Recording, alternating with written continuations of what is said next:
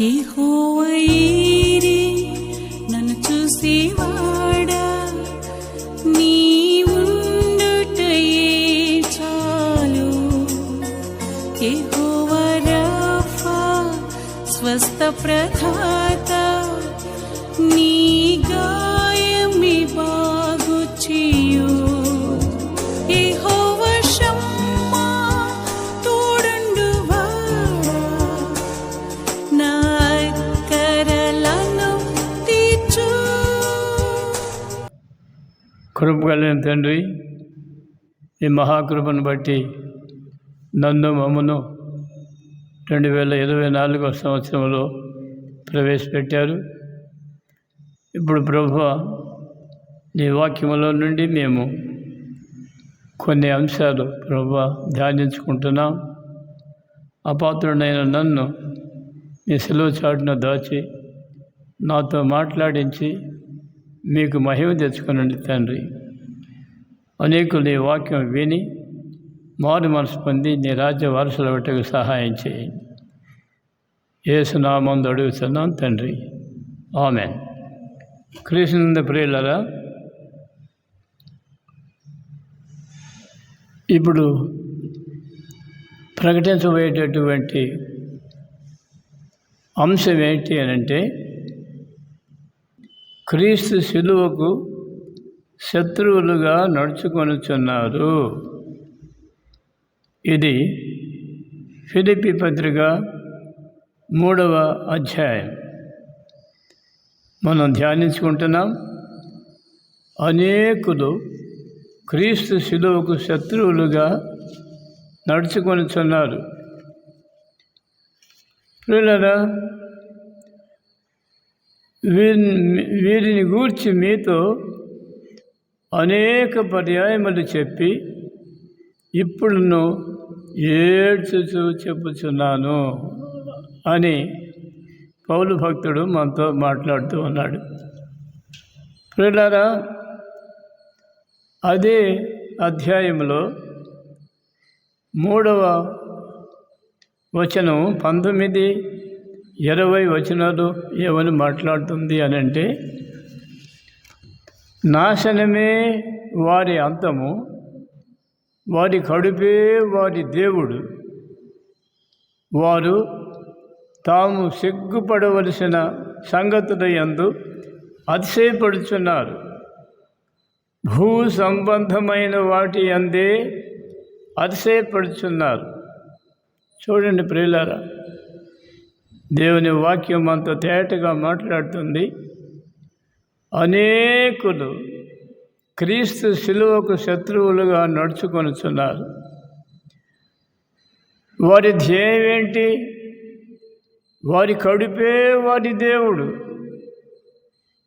ఈ దినాల్లో మనం ప్రజానీకాన్ని, క్రైస్తవులను చూచినా, క్రైస్తవేతరులను చూచినా ఇదే ప్రాధాన్యంగా కనబడుతూ ఉన్నది. వారి కడుపే వారి దేవుడు, వారు తాము సిగ్గుపడవలసిన సంగతుల యందు అతిశయపడుచున్నారు. భూ సంబంధమైన వాటి యందే అతిశయపడుచున్నారు. భూ సంబంధమైన వాటి యందే, ఇహలోకము కొరకే, దాని కొరకే ప్రయాసపడుతున్నారు. కానీ పరలోకమైన సంబంధమైనటువంటి ఆలోచనలు ఏదో కొద్ది మందికి ఉన్నాయి ఈ దినాలలో. పిల్లరా, అందుకే దేవుని వాక్యం అంటుంది, ఫిలిప్పీ పత్రిక 2వ అధ్యాయం 4, 5 వచనాలు మనం చూసినప్పుడు, మీలో ప్రతివాడును తన సొంత కార్యములను మాత్రమే గాక ఇతరుల కార్యములను కూడా చూడవలెను. దేవునికి స్తోత్రం. మీలో ప్రతివాడు తన సొంత కార్యములనే గాక. చూచారా, ఈ భాగములో భూ సంబంధమైన వాటి యందే అతిశయపడుచున్నారు అని 2:21 అంటుంది, అందరూ తమ సొంత కార్యములనే చూచుకొనుచున్నారు.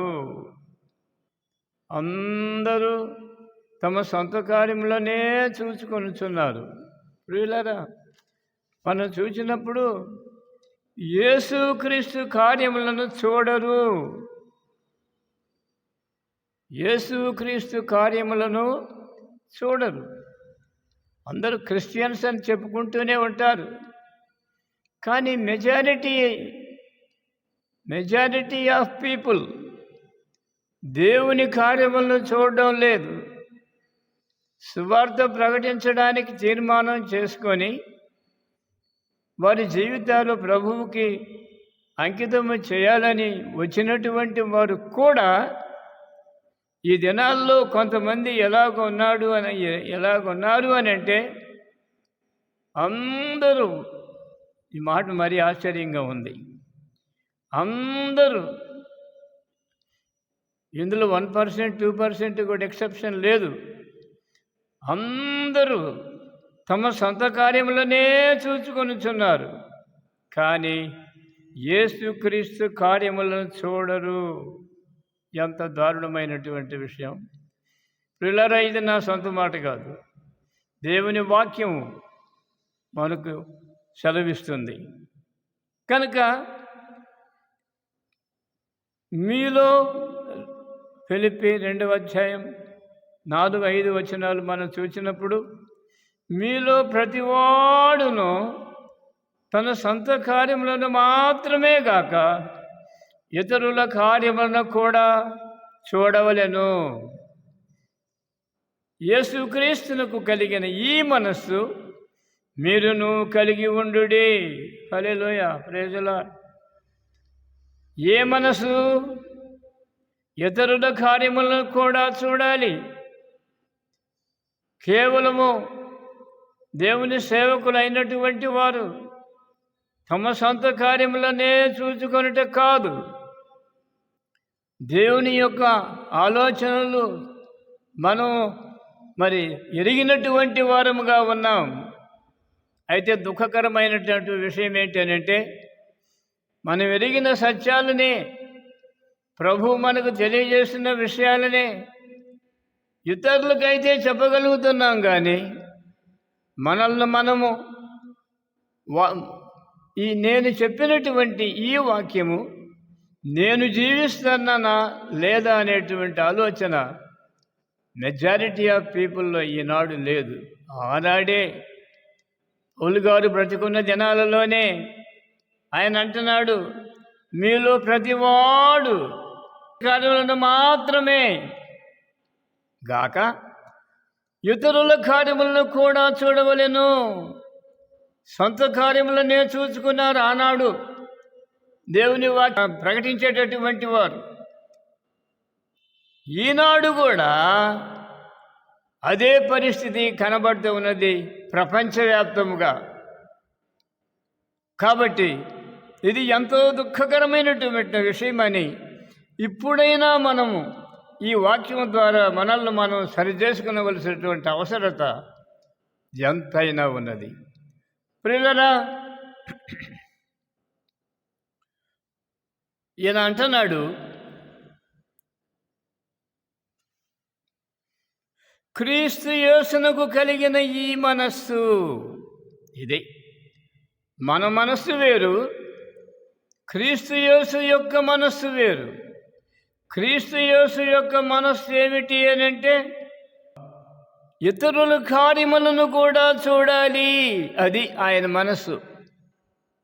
కాబట్టి ఇతరుల కార్యములను బోధకులు చూడాలి, క్రైస్తవులు అని పిలువబడేవారు చూడాలి. ఇతరులకు బోధించుటే కాదు, ఆ బోధించేటటువంటి వాక్యము మొదట బోధకులమైన మనకే వర్తింపజేసుకోవలసిన అవసరత ఉన్నది. ప్రియులారా, చూడండి, అందుకని ప్రభు అంటున్నాడు, మీరు మీ సొంత కార్యములనే చూచుకొనుచున్నారు అని దేవుని సేవకుడు ఫిలిప్పీ పత్రిక 2:4-5 మాట్లాడుతూ ఇంకొక మాట అంటున్నాడు ఆయన, ఫిలిప్పీ పత్రిక 3వ అధ్యాయం 17వ వచనములో, సహోదరులారా మీరు నన్ను పోలి నడుచుకొనుడి. హల్లెలూయా! బా, ఎంత గొప్ప మాట ఇది. సహోదరులారా మీరు నన్ను పోలి నడుచుకొనుడి.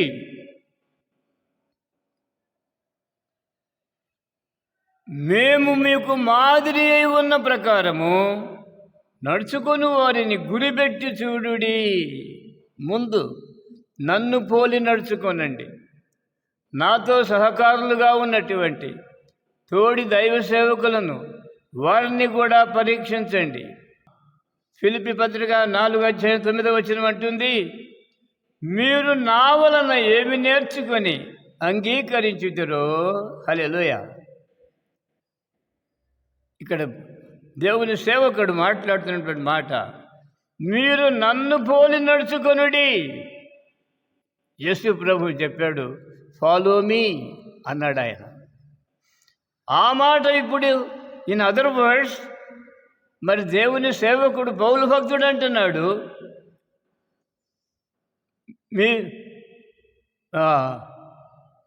మీరు నన్ను పోలి నడుచుకొనుడి. మేము మీకు మాదిరి అయి ఉన్న ప్రకారము నడుచుకొని వారిని గురిపెట్టి చూడుడి. హల్లెలూయా! మేము మీకు మాదిరి అయి ఉన్న ప్రకారము, మేము మీకు మాదిరిగా ఉండడానికి దేవుని వాక్యమును ప్రకటిస్తున్నాం. మేము ప్రకటించిన వాక్యం మొదట మేమే లోబడాము. దేవునికి సమీపస్తులుగా మేము మరి ఈ పరిచర్య కొనసాగిస్తున్నాం గనుక ప్రియులారా మీరు నన్ను పోలి నడుచుకొనండి. ఈ మాట చెప్పగలిగినటువంటి దైవ సేవకులు ఈ దినాలలో ఎంతమంది ఉన్నారు అని క్వశ్చన్ చేస్తే ఆన్సర్ బహుశా రాదేమో, లేక ఎక్కడైనా ఒకరు ఉన్నారేమో. నా బాల్యములో నా కొరకు ప్రార్థన చేసినటువంటి ఒక దైవజనుడు కమ్మిలి లూక్ గారు అని ఒక ఆయన ఉన్నాడు. ఆయన రైల్వే డిపార్ట్మెంట్లో రిజైన్ చేసి సేవకు వచ్చాడు. ఆయన సేవకు వచ్చిన తర్వాత ఆయన ఉద్యోగం చేసే కాలంలో కొంత డబ్బు మిగిలించుకున్నాడు. ఆ మిగిలించుకున్న డబ్బులు ఆయన రిటైర్ అయ్యి ఇంటికి వచ్చిన తర్వాత ఆ డబ్బులు వచ్చేసినాయి ఆయనకి.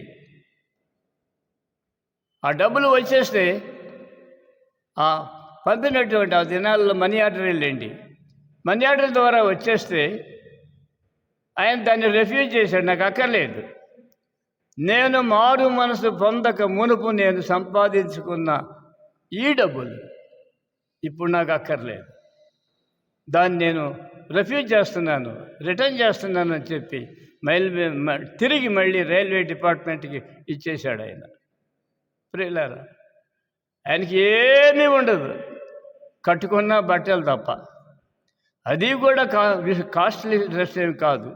ఒక చిన్న లుంగి కట్టుకొని ఒక చొక్కా వేసుకొని ఆ బైబిల్ బ్యాగ్ తగిలించుకొని ఎవరు కనబడితే వాళ్ళకి సువార్త చెప్పేవాడు. ప్రియులారా ఆయన గ్లాసు మంచినీళ్ళు కూడా ఎవరిని అడిగిన వాడు కాడు. దేవుడిస్తే తిన్నాడు, లేకపోతే పస్తు పడుకున్నాడు ఆయన భార్య. అది జీవితం. అలాంటి జీవితము ఈనాడున్నటువంటి క్రైస్తవ బోధకులలో కానీ క్రైస్తవ సంఘములో ఉండేటటువంటి వ్యక్తుల్లో కానీ ఎంతమందిలో ఉన్నది అనేటటువంటి విషయం మనం గమనించి చూసినట్టయితే దానికి ఆన్సర్ దొరకటం కష్టం.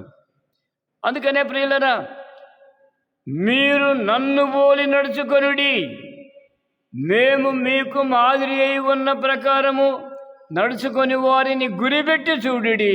Praise the Lord. ప్రియులారా ఫిలిప్పీ పత్రిక 4వ అధ్యాయం 9వ వచనం అంటుంది, మీరు నా వలన ఏమి నేర్చుకొని అంగీకరించుతారో. హల్లెలూయా! మీరు నా వలన ఏమి నేర్చుకొని అంగీకరించుతారో, నా యందున్నట్టుగా ఏవి వింటిరో అట్టి వాటిని చేయుడి. ఎంత ధైర్యం అండి ఈయనకి! ఈ మాట చెప్పగలిగినటువంటి వాడు ప్రపంచంలో ఈనాడు ఉన్నాడా అని నాకు ఒక అనుమానం. చూడండి ప్రియులారా, మీరు నా వలన ఏది నేర్చుకొని అంగీకరించుతారో, నా యందున్నట్టుగా ఏవి వింటిరో అట్టి వాటిని చేయుడి. అప్పుడు సమాధానకర్తయగు దేవుడు మీకు తోడయ్యుండును. హల్లెలూయా. ఇప్పుడు మనము ఆయన 100% ఒకవేళ ఆయన్ని మనం ఫాలో కాలేకపోయినా కనీసం 5% అన్నా అయితే కొంత ధన్యులమనే అనుకుంటున్నాను. ఎందుకంటే దేవుడు మహాసహనము కలిగినటువంటి దేవుడు. అలాంటి దేవుడు మనకు దొరికాడు. మనం ఏదో చిన్న పొరపాటు చేసేంత మాత్రం చేత నరకాగ్నికి మనల్ని నెట్టేటటువంటి వాడు కాడు ఆయన. ఆయన ఎంతో దయార్ద్ర హృదయుడు. మనల్ని సరిచేసి తన బిడ్డలుగా అంగీకరించి నిత్యరాజ్య వాసనగా మనం చేయుటకు ఆయన ఎల్లప్పుడూ మన కొరకు తన హస్తాలు చాస్తూ ఉన్నటువంటి కరుణామయుడు. అలాంటి దేవుని నీ ఎన్నడైనా ఎక్కడైనా ఎరుగుదువా సహోదరుడా, సహోదరి? ఈ వాక్యం వినుచున్నటువంటి వారు ఎందరు వింటున్నారో నాకైతే తెలియదు, కానీ ఈ వాక్యం వింటున్నటువంటి వారు ఎంతమంది ఇలాంటి తీర్మానానికి వచ్చి ఉంటారు? చూడండి, మీరు నా వలన ఏది నేర్చుకొని అంగీకరించితరో, నా యందున్నట్టుగా ఏవి వింటిరో అట్టి వాటిని చేయుడి. అప్పుడు సమాధానకర్తయగు దేవుడు మీకు తోడై ఉండును. దేవునికి స్తోత్రం.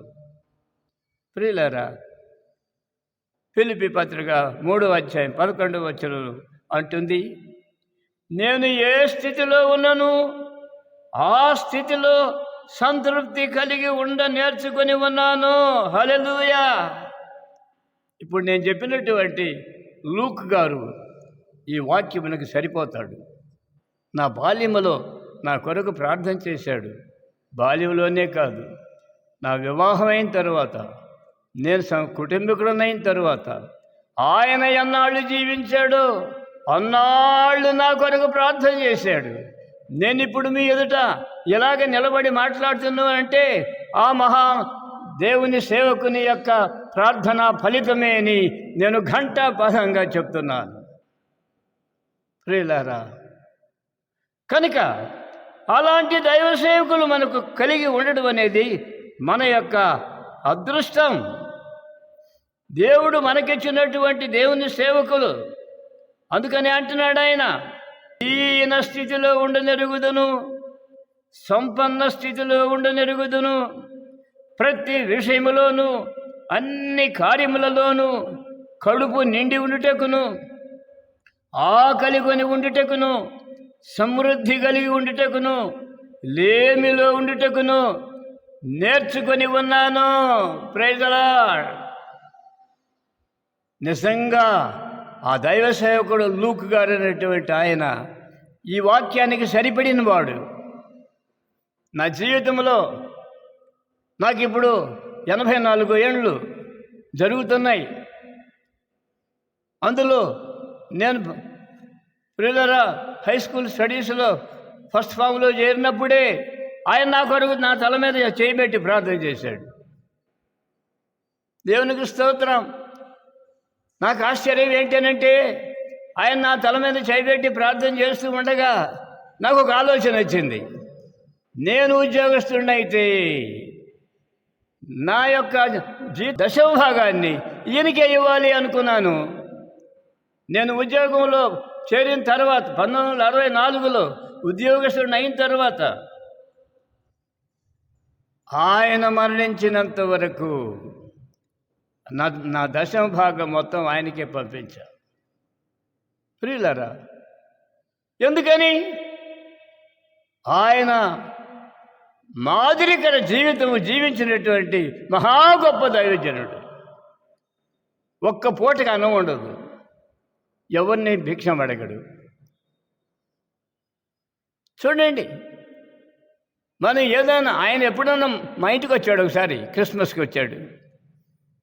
మా అమ్మ ఏదో వంటలు చేసి ఆయనకి మధ్యాహ్నం భోజనం పెట్టింది, తిన్నాడు. సాయంకాలం మళ్ళీ వేడివేడిగా పదార్థాలు సిద్ధం చేసి ఆయనకి తీసుకుపోయి పెడితే అమ్మ నాకు వద్దన్నాడు. నేను దినానికి ఒక్క పూటే తింటానమ్మా, నాకు ఇంకొద్దు. ఎంత బ్రతిమలాడినా కూడా ఆయన అంగీకరించలేదు. ఎందుకనంటే ఆయన జీవితకాలం అంతా కూడా మధ్యాహ్నం పూట ఒక్క పూటనే భోజనం చేశాడు ఆయన. ప్రియులారా, కనుక మీరు నా వలన ఏమి నేర్చుకొని అంగీకరించితిరో, నా యందున్నట్టుగా ఏవి వింటిరో అట్టి వాటిని చేయుడి, అప్పుడు సమాధానకర్తయ్యకు దేవుడు మీకు తోడయుండును. నేనే స్థితిలో ఉన్నను, ఆ స్థితిలో సంతృప్తి కలిగి నేర్చుకొని ఉన్నాను. Praise the Lord. ప్రియులారా, చూడండి అంటున్నాడు ఇంకా, దీన స్థితిలో ఎరుగుదును, సంపన్న స్థితిలో. సంపన్న స్థితి అంటే బాగా డబ్బులున్న స్థితి, అన్నీ బాగున్న స్థితి. సంపన్న స్థితిలో ఎరుగుదును, ప్రతి విషయములోను అన్ని కార్యములలోనూ కడుపు నిండి ఉండుటకును, ఆకలి కొని ఉండుటకును, సమృద్ధి కలిగి ఉండుటకును, లేమిలో ఉండుటకును నేర్చుకొని ఉన్నాను. ఇలాంటి దైవ సేవకులను మనం ఎంతమందిని చూడగలమండి? చూడండి ప్రియులారా, మనం అలాగ ఉండాలని దేవుని వాక్యం మనకు సెలవిస్తుంది. ఇప్పుడు అట్ట కాదు, దీనికి బద్ధ విరోధంగా ఇదిగో ముళ్ళుగారు అవతల పడేసి దేవుని సేవకుడు అని దేవుడు నన్ను పిలిచాడని వచ్చినటువంటి వాడా, నీవేం చేస్తున్నావు? నీ జీవితంలో ఇలాంటి మరి నిశ్చయత, దేవుని కొరకు జీవించాలనేటువంటి నిశ్చయత ఉన్నదా? లేక నీవేదో బైబిల్ కాలేజీలో చేరి డిగ్రీలు తెచ్చుకొని నాకంటే ప్రవీణుడు లేడు అనే గర్వంతో ఉన్నావా? చూడండి అంటున్నాడు ఫిలిప్పీ పత్రిక 3వ అధ్యాయం 18వ వచనం, అనేకులు క్రీస్తు శిలువకు శత్రువులుగా నడుచుకొనుచున్నారు. వీరిని గూర్చి మీతో అనేక మారులు అనేక పర్యాయములు చెప్పి ఇప్పుడును ఏడ్చుతూ చెప్పుచున్నారు. నాశనమే వారి అంతము, వారి కడుపే వారి దేవుడు. వారు తాము సిగ్గుపడవలసిన సంగతుల యందు అతిశయపడుచున్నారు. భూ సంబంధమైన వాటి యందే మనస్సుంచుచున్నారు. చేసేదేమో దైవ సేవ, పరలోక సంబంధమైనటువంటి జీవితము జీవించాలని తీర్మానం. కానీ తీరా ఫీల్డ్లోనికి వచ్చిన తరువాత అనేకుల యొక్క ధ్యేయము ఈ దినాలలో ఎలాగన్నది? తిండి తిండి తిండి. మీరు ఇవ్వండి, దేవుడు మిమ్మల్ని ఆశీర్వదిస్తాడు. నువ్విస్తే నిన్ను దీవించునని అన్నాడా దేవుడు? నీకు ఇచ్చే స్వభావమే లేదు, అంతా కూడబెట్టుకోవటమే, బ్యాంకులో పెట్టుకోవటమే,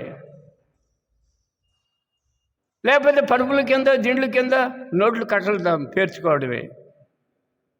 నువ్వు పరలోకానికి ఎలాగా వెళ్తావమ్మా? ఎలాగ వెళ్తావయ్యా? క్రీస్తు కొరకు శ్రమపడటం నీ జీవితంలో ఎరుగుదువా? అలాంటి సేవకులు లోపించారు. ఎక్కడో 1000 మందికి ఒక 10 మంది ఉంటారేమో. ప్రియులారా, ఈ విషయం మనం జాగ్రత్తగా చూడాలండి. అందుకనే ఇలాంటి వారు ఎలాగుంటారు అంటే 2 పేతురు పత్రిక 2వ అధ్యాయం 14వ వచనంలో ఏముంది అంటే, వ్యభిచారిణిని చూచి ఆశించుచు. దేన్ని ఆశిస్తున్నారట? వ్యభిచారిణిని చూచి ఆశించుచు పాపము మానలేని కన్నులు గలవారును అస్థిరులైన వారి మనస్సులను మరలు కొల్పుచు లోభిత్వమందు సాధకము చేయబడిన హృదయము గలవారును శాపగ్రస్తులునై ఉన్నారు. చూడండి, ఎంతమంది దైవ సేవకులు మనం చెప్పుకునే ముసుగులు వ్యభిచారమునకు అడిక్ట్ అయిపోయి దేవుని నామమునకు మరి ఏ ఘనత రాకుండా నిన్ను చూసేటటువంటి వారు నిన్ను విమర్శించడమే కాదు, నీవు ఎవరి సేవకుడునని చెప్పుకుంటున్నావో ఆయన్ని కూడా విమర్శిస్తున్నారు అనేకులు. ఇదిగో ఇలాంటి వాడిని చెప్పే మాటలు మేము వినాలా? ఇతడు ప్రత్యక్షంగా మా ఎదుట జీవించుతున్నటువంటి జీవితము ఎలాగున్నది? వ్యభిచారిణిని చూచి ఆశించుతూ పాపము మానలేని కన్నులు గలవారు, అస్థిరులైన వారి మనస్సులను మరలు కొల్పుచు లోభిత్వమందు సాధకము చేయబడిన హృదయము గలవారును శాపగ్రస్తులునై ఉన్నారు. శాపగ్రస్తులునై ఉన్నారు. ప్రియులారా, నీవు శాపగ్రస్తుడు అయి ఉండి అనేకులను శాపగ్రస్తులుగా మార్చాలని నీ ధ్యేయమా? లేదు. నీవు ఇప్పుడైనా సరే ఈ వాక్యమును ధ్యానించి నీ జీవితాన్ని సరిచేసుకునవలసినటువంటి అవసరత ఉన్నది. కనుక ప్రియులారా, అస్థిరులైన వారి మనసులను మరలు కొల్పుతూ లోభిత్వమందు సాధకము చేయబడిన హృదయము గలవారును శాపగ్రస్తులునై ఉన్నారు. వీరు తమ కడుపు కొరకే గాక యేసుక్రీస్తు కార్యములు కూడా చూడ సిద్ధపడుదురుగాక. ఆమేన్. ప్రార్థన సహాయం కొరకు 9705337645.